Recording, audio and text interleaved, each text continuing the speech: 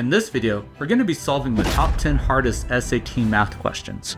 These are problems that, in my experience, have consistently tripped students up. And the last problem, I've never had one student get it correct. I'm Eric Heaton. I'm a math educator, a scientist, and a statistician. I've published scientific articles utilizing advanced mathematical concepts. Over the past 10 years, I've tracked the SAT math questions that my students have struggled with the most. I've come through my teaching notes, looked at online forums, as well as looked at study material to figure out the most challenging SAT problems possible. I've ranked them from tricky to brutal, and I challenge you to solve them before I reveal the answer. So with that, let's start with number 10, no meeting point. So this question deals with system of equations, and it tells us specifically that we have no solution. Now we have two different equations for this question, and we can convert each of these into the form of y is equal to mx plus b. Now when it tells us that we're dealing with no solution, graphically what that means is that we have a line here and we have a line here, with both having the same slope. That means that they'll really never intersect at any point. It doesn't happen, hence the term no solution. So what we need to do with this question is put it into the form of y is equal to mx plus b for each one of these. And then we're going to solve for a value of k so that we can make sure that the slope is the same for both the first and second equation. So what we're going to do first is we're going to put y on one side, everything else onto the other side. If we do this, we're going to get 2 over 5y minus 1 over 5y is equal to 1 over 5x plus 1 over 3. This will simplify to 1 over 5y is equal to 1 over 5x plus 1 over 3. What we're going to do is we're going to multiply both sides by 5 so we can get y by itself. What we'll end up seeing is y is equal to x plus 5 over 3. Now we'll do the same thing to the second equation. We're going to move y to one side and everything else to the other side to be similar in fashion to y is equal to mx plus b. So we're going to get ky is equal to 7 over 3x plus 4 over 3 minus 2 over 3. This is going to simplify to ky is equal to 7 over 3x minus 2 over 3. We need to get y by itself, so what we're going to do is we're going to multiply each side by 1 over k. Doing so is going to give us y is equal to 7x over 3k minus 2 over 3k. Going back to originally what we're talking about is that for this to have no solution, both equations must have the same slope. Well, the slope always goes with the x variable, so we're going to take a look at that and set them equal to each other. So we'll have that x is equal to 7x over 3k. We can divide by x on both sides, so we're going to get that 1 is equal to 7 over 3k. We'll multiply both sides by k. K is going to cancel out on this side, so k will be equal to 7 over 3. So what this is meaning is that if we set k to 7 over 3 here, the slopes will be the same, hence the system will have no solution. So D will be our answer. Now this concept is important because it showcases the idea of no solution. But there are also two other ideas that we see with system of equations. So we can have one solution, we could have zero solution, or we can have infinite solution. When we have one solution, it means that for the two equations we have, the slopes will be different so that they end up merging at one point. When we have zero solution, like we saw in the last question, the slopes are the same, so we'll have y is equal to mx plus b, and an example, say for this, of y is equal to mx plus c. So the slopes are the same, but we have a different constant at the end. You might also see this in an example where you might have 3x plus 1 is equal to 3x, where if you simplify this, you'll get 1 is equal to 0. So you know that there is no solution possible. For infinite solution, if we were to see this graphically, you would actually see a line, say as this, and then the other line will be directly on top of it, meaning that y is equal to mx plus b for the first line is the same as the second line. When you solve this algebraically, you usually see something like x is equal to x. If you're finding this helpful so far, a quick like really helps me out. And with that, number 9, the upward parabola. parabola form of a quadratic is going to be y is equal to x minus h squared plus k. If we were to see this graphically, we would see something like this, where the vertex or the endpoint is going to be hk. We're given our vertex here, so we have our h and k value. And so we can use this information to plug this in for our equation. So y is going to be equal to x minus 5 minus 8. We're not given any information about what a can be, other than this information that it intersects the x-axis at 2 points. Now the value of a can actually help us with solving this question. We know that our vertex is down here at 5, negative 8. And if we were to graph it where we have a positive a, what we're going to end up seeing is that this crosses 2 points. A is positive, meaning that it opens upward. If a is a negative value, it means that the parabola is going to open downward, so it'll look like this. So we're going to know that a is going to be a positive value because it says that it crosses at 2 points. So being that the vertex is here at 5, negative 8, that helps us understand that a must be positive. So we're given that a, b, and c must all be added together. Since we're in vertex form, we're going to have to put it into the standard form like this. So if we multiply this out, we're going to get y is equal to a times x squared minus 10x plus 25 minus 8. This is going to simplify to ax squared minus 10xa plus 25a minus 8. And we can use this information to figure out our a, b, and c value, with a being a here, our b value being minus 10a, and c being 25a minus 8. So our value of a plus b plus c is going to be equal to a minus 10a plus 25a minus 8. That's going to simplify to 16a minus 8. So now that we've simplified this information, we've got to remember that we're trying to figure out when a will be positive. What we can do is we can actually take these 4 answers and plug them as equal to negative 16a minus 8 and see which one gives us a positive a value. So starting with the first one, if we say negative 12 is equal to 16a minus 8, that's going to give us that 16a is equal to negative 4. So a would be equal to negative 4 in this case. Well, that's a negative value, so it can't be a. If we do b, we'll get something similar. Negative 9 is equal to 16a minus 8. That's going to give us 16a is equal to negative 1, which again will give us a negative answer. If we plug in c, we're going to get negative 8 is equal to 16a minus 8. So a, if we simplify that, will be 0. Well, if a is 0, that's just going to be a straight line here, and we can't have that, so it can't be c.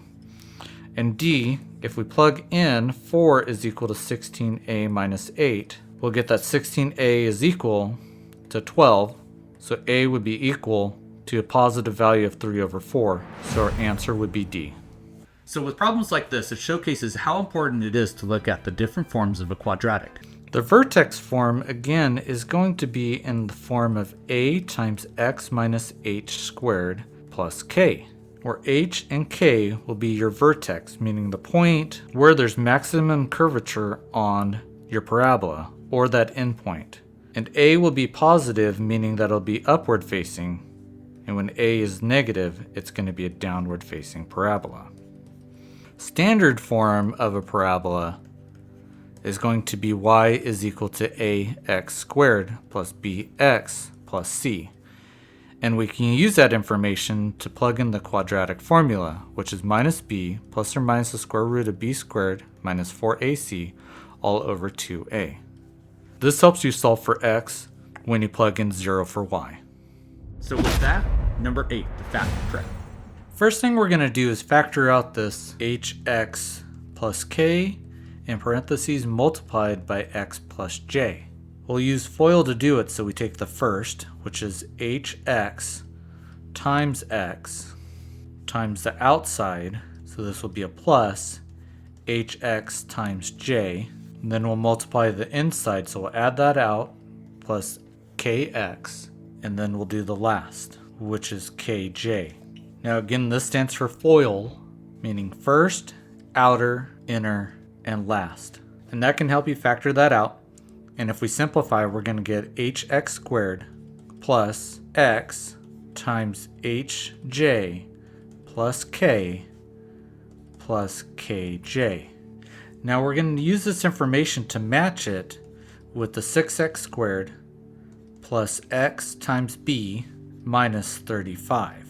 So with this information, we can match some of these items out. We'll know from these two equations that we're going to have that h is equal to 6, and that b will be equal to hj plus k, and that lastly kj is going to be equal to negative 35. Now the question is asking what must be an integer from this, and we can take each one of these answers and do a little bit of reverse engineering to figure out which one would be true. Well, the first one is going to be that b over h.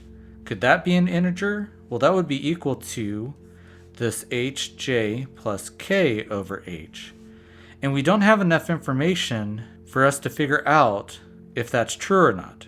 So if we try the second one, b over k, well, that would be the same thing. We'd have hj plus k over k. And again, we don't have enough information to really know if that's true or not, same as the first one. We can go 3, which is going to be 35 over h, but we know that h is going to be equal to 6, so that's not going to be an integer. So we can cancel that one out.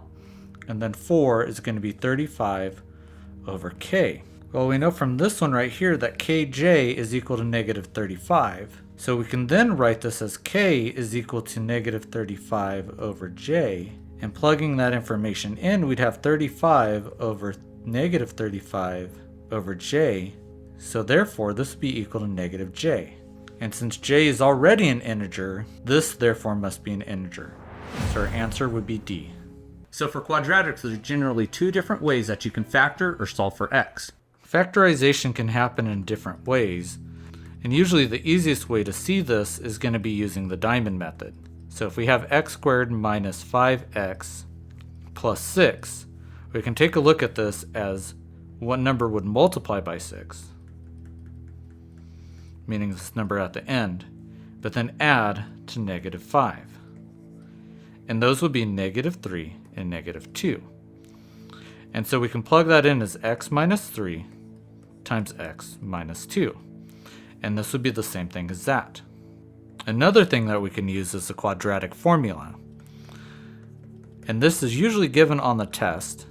So you just need to know that minus b plus or minus the square root of b squared minus 4ac all over 2a, when given a question like x squared minus 5x plus 6, that this is your a, your b, and your c. And you would plug those values into your equation here to solve for what values x would be. Number 7, the growth rate gotcha. First thing you want to do with this is think of this in terms of exponential growth function, where a is going to be our initial amount, b will be our rate, which we see here. We have r or k for our constant, and then t for time. Now we're told that our function is in terms of years, so t is going to be in years, but we're given a total of 16 months. So what we need to do is convert this into the amount of years that we see.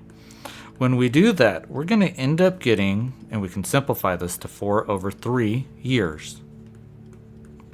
And what we're told to find is the increase or the rate in a percentage based on this amount of time versus here.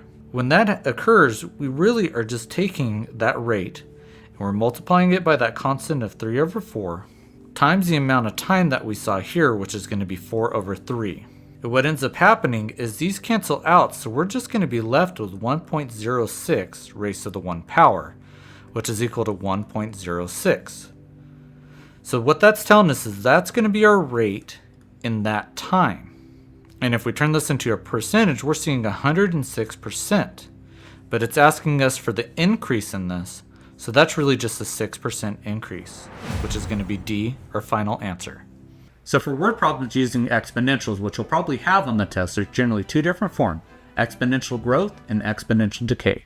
Exponential growth is going to be the form of y is equal to ab raised to the kt, where a is going to be your initial amount, b will be your rate, k will be your constant, and t will be time. Your decay function is similar, with the only difference being that you have ab raised to the minus k times t. If you were to graph these two functions, you would see for growth that you're going to have something that increases over time, and for decay, you're going to see where it decreases over time. Now, number 6, the special triangles. For this question, you're told that you have a right triangle, and it has a center at the point C, which is HK. Now we'll say that the circle looks something like this, and that on the circle you have a point A, which has coordinates of h plus 3, comma k plus the square root of 91. And you also have a point B here, and you're told that B to C and A to B form a right angle, and you need to figure out what the length of A to B is.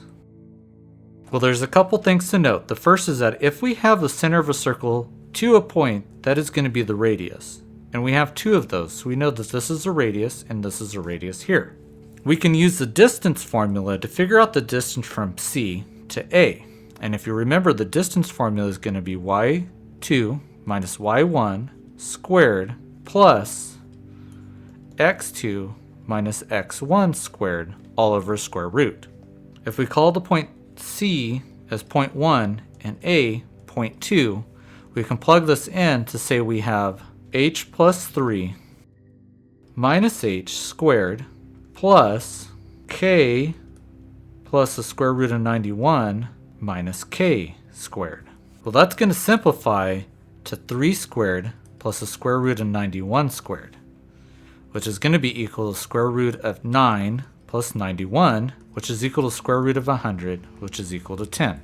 So now we know that each of our sides are going to be 10. We can use Pythagorean theorem, so a squared plus b squared is equal to c squared, where we get 10 squared plus 10 squared is equal to c squared, which would be 100 plus 100, which is equal to 200, is equal to c squared.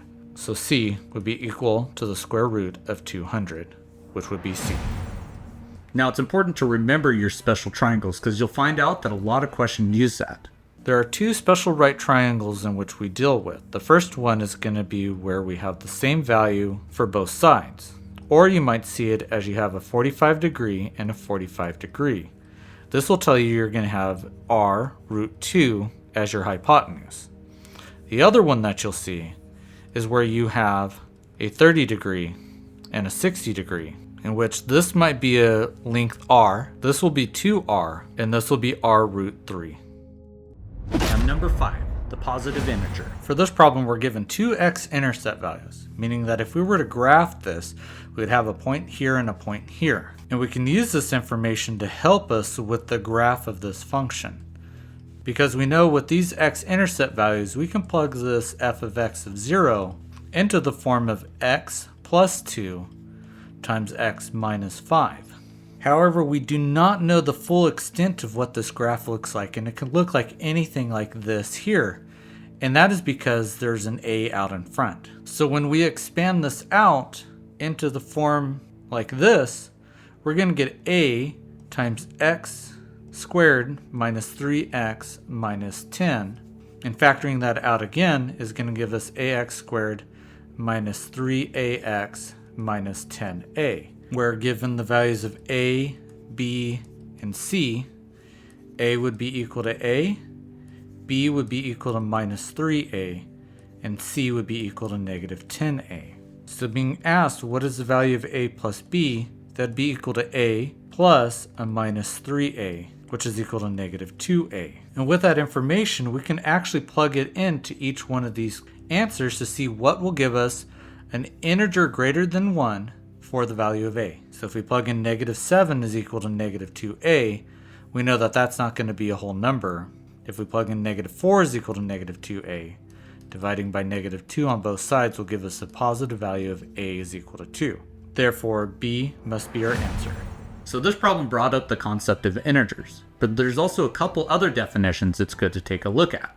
Now, an integer is going to be a number that doesn't have a fraction or a decimal. A rational number is going to be a number that we can write as a fraction or a decimal. And just know that a rational number can also be a whole number as well, or integer. Now an irrational number is going to be a number that you can't write as a fraction. And this would be something like a square root, or say pi, or say e.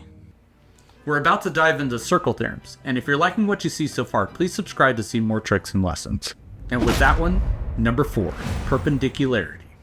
So for this question, we have a circle here, and the center Q has a point C here, and a point D here. It tells us that we have a point X out here that connects from C to X, and from D to X. What helps us really solve this problem is the word tangent. And there's a theorem here that says a tangent of a line is perpendicular from the center to that line, meaning we have a right angle. And because of this, being that they converge to a point, there's a theorem that says that both of these sides must be the same, which we'll call y. We're given that this is 168 from the radius to the end of the circle. So that's going to tell us that our perimeter of 1776 is equal to 2 times 168 plus 2 times y. If we solve for y, we're going to get an answer of 720. Now the question is asking for the distance from Q to y, and now that we see that we have a right triangle with two sides, we can plug this in of 168 squared plus 720 squared is equal to c squared. And this will give us an answer that is roughly equal to 739.4. So B will be our answer.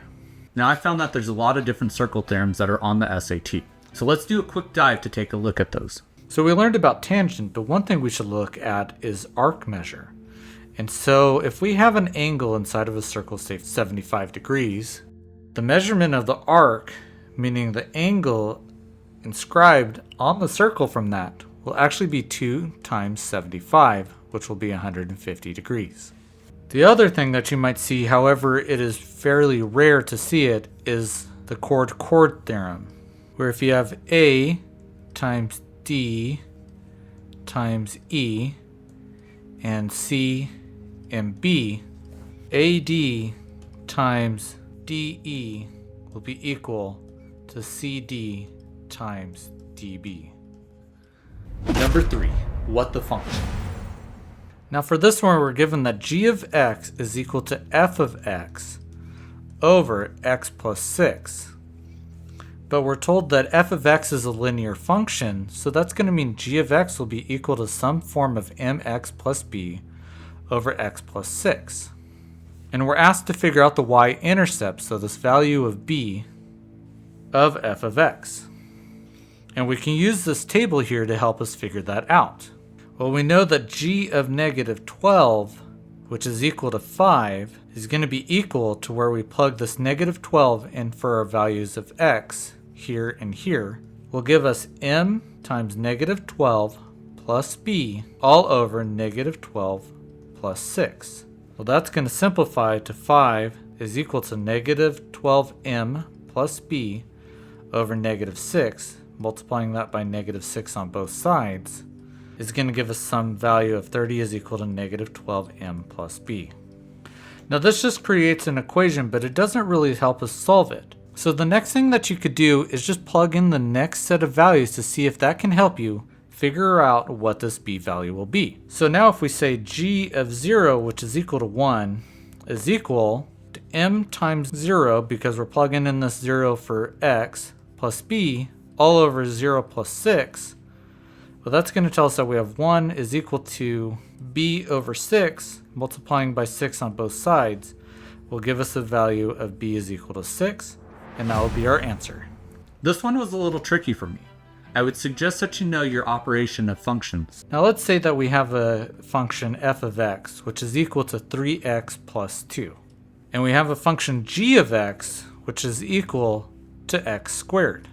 The SAT might ask you to figure out what f plus g is, which would be equal to 3x plus 2 plus x squared, which is really just the addition of f of x plus g of x, which would simplify to x squared plus 3x plus 2. The other one they might ask is f times g of x. which would be our function f multiplied by g of x, which is just straight multiplication of each of these functions. And so for this example, we'll leave it in the form of x squared times 3x plus 2. However, the most common that you might find is something like f of g of x, where we're actually going to plug in g of x into our variable x of the first function. So you always start with what's inside first, being g of x. We would write x squared first.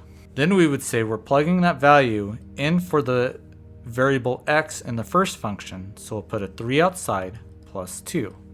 This would be equal to 3x squared plus 2.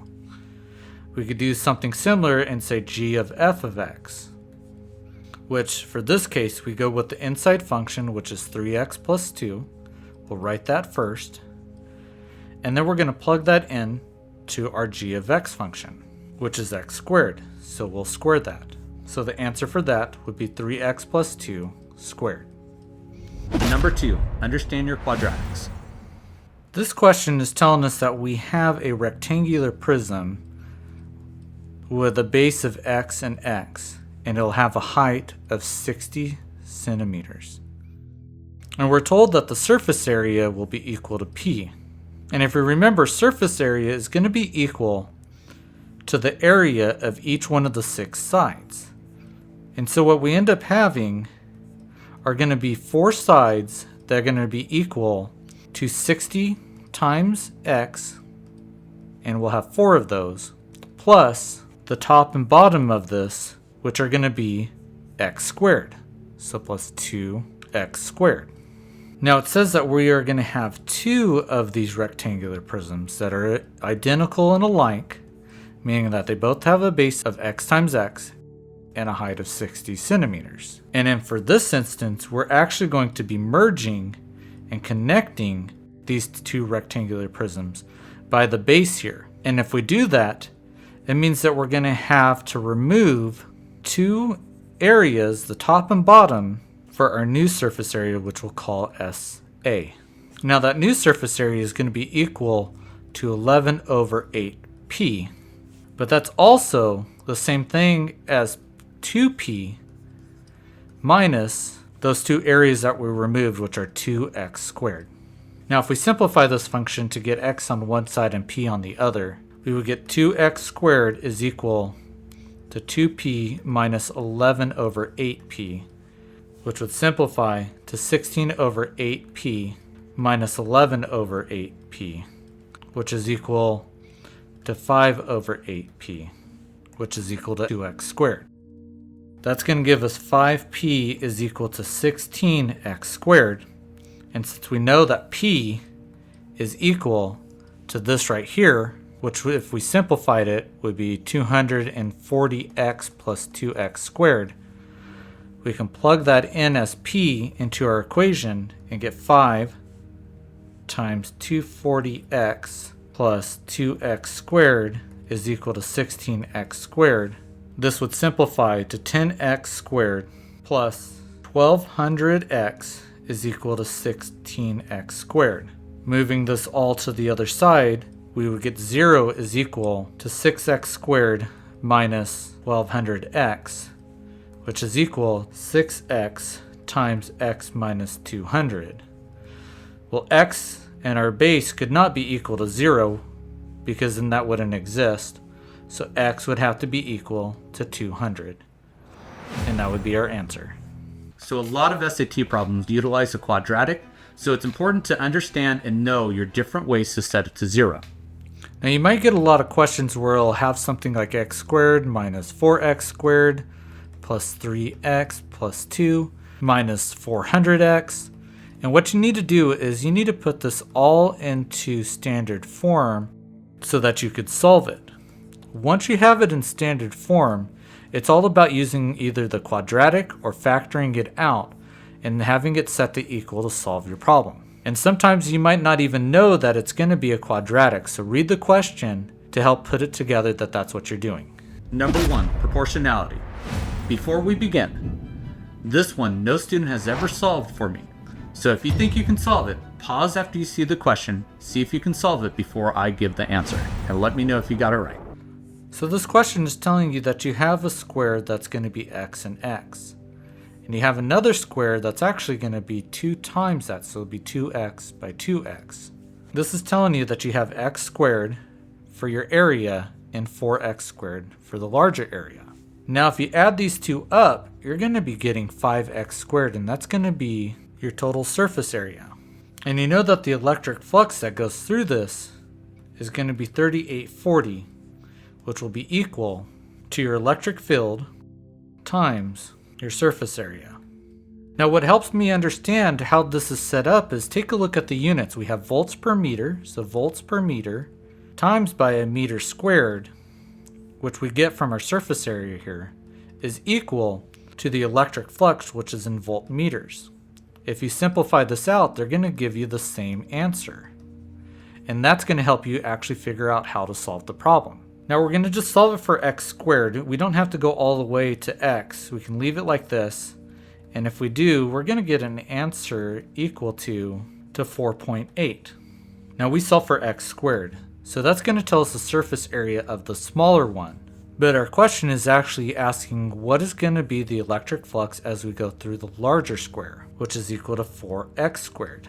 So what we do is, knowing that our equation is going to be 4x squared times the 160 volts, and that x squared, which is equal to 4.8, can be plugged in here. This would tell us that our answer would be 4 times 4.8 times 160, which is equal to 3072, which is A. If you want to tackle the toughest SAT questions with confidence, subscribe now to see our collection of helpful math videos.